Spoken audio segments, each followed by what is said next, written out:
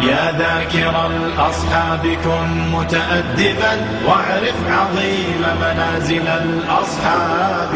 هم صفوة رفعوا بصحبة أحمد وبذاك قد خصوا من الوهاب. يا ذاكر الأصحاب كن متأدبا واعرف عظيم منازل الأصحاب.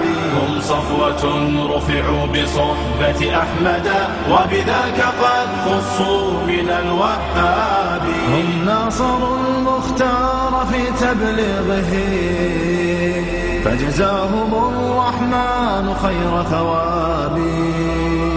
ما بال أهل الغي طال لسانهم وتجرؤوا ورموهم بسباب. سبوا خيار الخلق من لهم العلا ولهم مقام في ذرى الأحساب.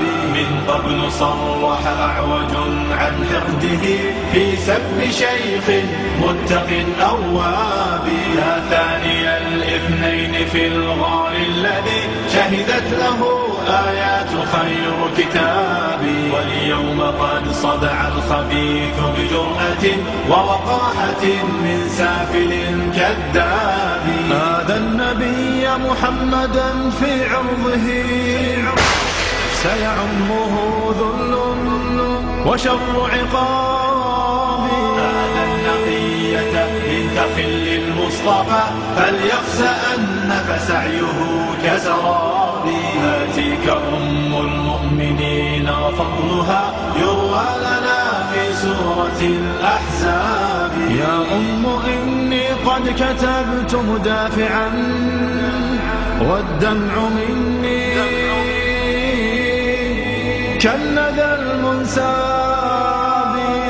من ذاك يجرؤ أن ينال لسانه من زوج خير العجم والأعراب. يا من زعمتم حب آل نبيكم أخلت جماجمكم من الألباب.